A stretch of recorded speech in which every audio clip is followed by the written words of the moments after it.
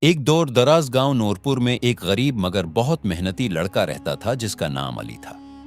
علی کے والد ایک لوہار تھے۔ وہ دن رات لوہے کو گرم کر کے اوزار بناتے، مگر آمدنی بہت کم تھی۔ گھر مشکل سے چلتا تھا، لیکن علی کے دل میں ایک خواب تھا۔ وہ بڑا آدمی بننا چاہتا تھا، مگر اس کے پاس نہ کتابیں تھیں نہ پیسے۔ گاؤں میں ایک پرانا اور ڈراؤنا مکان تھا جسے سب جادوگر کا گھر کہتے تھے۔ لوگ کہتے تھے کہ وہاں ایک پرانا جادوگر رہتا تھا جو اب مر چکا ہے، مگر اس کے خزانے آج بھی وہاں چھپے ہیں۔ کوئی وہاں جانے کی ہمت نہیں کرتا تھا۔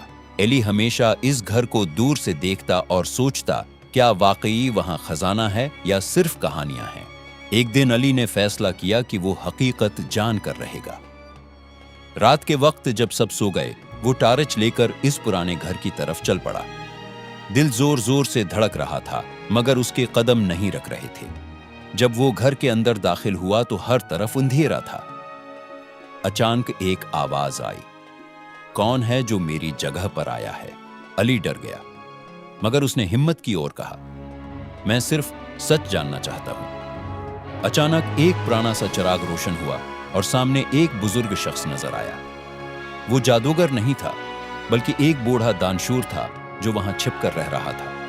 بوڑھے نے کہا، میں نے لوگوں کو ڈرانے کے لیے خود کو جادوگر کہا تاکہ کوئی خزانے کی تلاش میں نہ آئے۔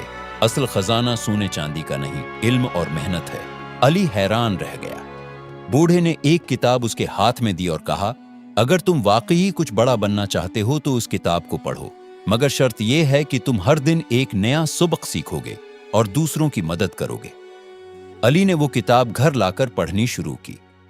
دن میں اپنے والد کے ساتھ کام کرتا، رات کو پڑھتا۔ شروع میں مشکل ہوئی، مگر وہ ہارا نہیں۔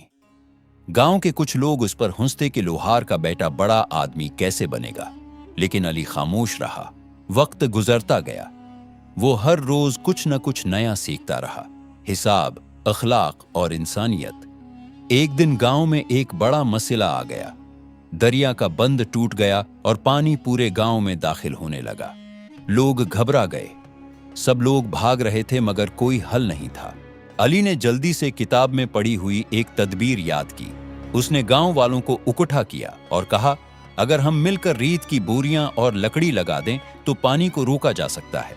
شروع میں لوگوں نے شک کیا، مگر کوئی اور حل بھی نہیں تھا۔ سب نے مل کر کام کیا۔ علی نے قیادت کی۔ کئی گھنٹوں کی محنت کے بعد پانی کا بہاؤ روک دیا گیا اور گاؤں بچ گیا۔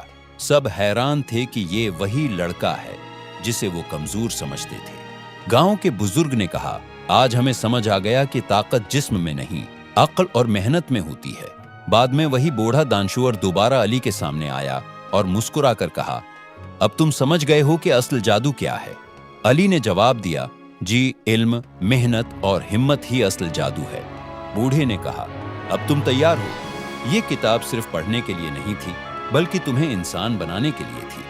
علی بڑا ہو کر اپنے گاؤں کا سب سے قابل اور عزت دار شخص بن گیا۔ اس نے کبھی غرور نہیں کیا اور ہمیشہ لوگوں کی مدد کرتا رہا۔